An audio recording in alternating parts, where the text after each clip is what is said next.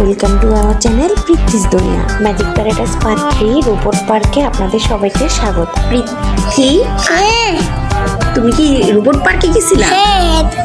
এখানে কি অনেক ধরনের রোবট গেমস দেখছো? এখানে আবার এটা কি গেমস? এগুলো সব গেমস, এগুলো সব 3D গেমস। এটা টিভি।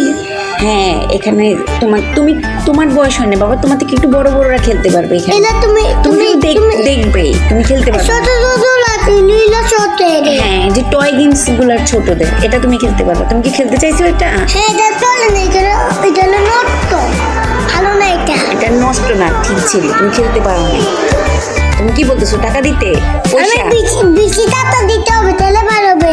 হ্যাঁ হ্যাঁ, বেশি করে দিতে হবে। এটা এখানে গেমসটা হচ্ছে তোমার মহাকাশ যানের দেখা যায়, চাঁদ দেখা যায়, সূর্য দেখা যায়, ওইরকম টাইপের গেমস গুলা। আর এগুলো হচ্ছে তোমার হোন্ডা গেমস, মোটরসাইকেল গেমস। এগুলোতে উঠলে তুমি গাড়ি চালাতে পারবা। এগুলো বড়দের। এগুলো বড়দের, এগুলোতে উঠলে গাড়ি চালা। ওইটা নেতাই দেখতে পাচ্ছি ব্লু কালার। হ্যাঁ, এবার পৃথ্বী পয়সা পাইলো। পয়সা ছিল না ওর বাবার কাছে, তারপর ওর বাবা কোত্থেকে যেন একটা পয়সা এনে দিল। বলে যাচ্ছে দাও, তুমি দাও, দেখি তো কি আসে। তারপর পৃথ্বী পয়সা দিল। পৃথ্বী তো কি খুশি, অ্যাক্টিং করে সে পারি না। তারপর সে লাড়া দিল। আহা, আসলো না। কেন আসলো না বাবা? এটা কোনো একটা সমস্যা ছিল। নিয়মটা তুমি পৃথ্বী আবার টাকা দিল। পৃথ্বী চেষ্টা করলো, কিন্তু হলো না। কারণ এই যে পৃথ্বীর টাকাই বের হয়ে আসলো। পরে সবাই আমরা অন্যদিকে গেলাম। আমরা অন্যদিকে দেখতেছি অন্য কোনো গেমস আছে। হ্যাঁ,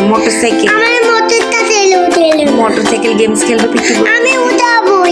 পরে আমরা বললাম যে না, আমাদের হাতে একদমই সময় নাই, আমরা এখানে বসলে আমাদের পুরো আমরা আর বাসায় যেতে পারবো না।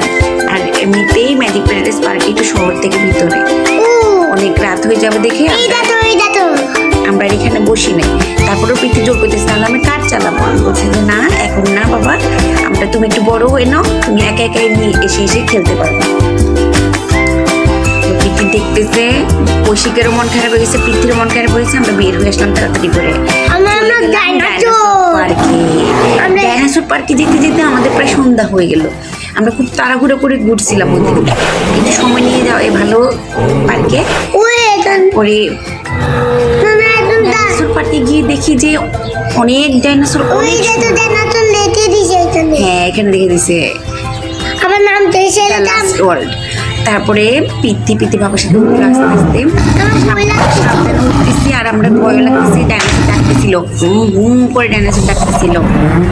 সবাই ভয় পেতেছে। আর একটু অন্ধকার হয়ে যাওয়াতে সবাই সাবধানে পা ফেলতেছে। ওইখানে লাইটের সিস্টেম নেই, লাইট থাকলে মনে হয় ভালো হইতো। হ্যাঁ, যাওয়ার সময় যদিও আমরা একটু আলো ছিল পাইছিলাম, আসার সময় একদম অন্ধকার। আলো টালো থাকলে ভালো হতো।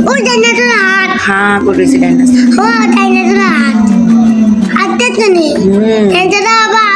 সবাইকে ডাকতেছে, ওয়েলকাম করতেছে, ওয়েলকাম। আপনাদের ডাইনোসর ওয়ার্ল্ডে স্বাগত। আপনারা সবাই আমাদেরকে দেখে খুব খুশি হবেন। আমরা বিলুপ্ত হয়ে গেছি, এটা বলতেছে। এটা বলতেছে, আরে পৃথ্বী, তুমি আমাদেরকে দেখতে এসেছো? পৃথ্বী কি বলছে? পৃথ্বী কি ভয় পাইছে নাকি খুব খুশি হয়েছে? ভয় পাইছে। তারপর আমরা অনেক পুরোনো দিনের একটা সেটা হচ্ছে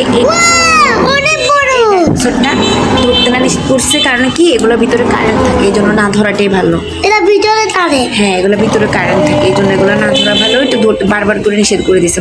বাচ্চারা তো ধরে ফেলে, এই জন্য এটা অনেক বড় গলা এই ডাইনোসরটা। সামনের দিকে এগুলাম ডাইনোসর।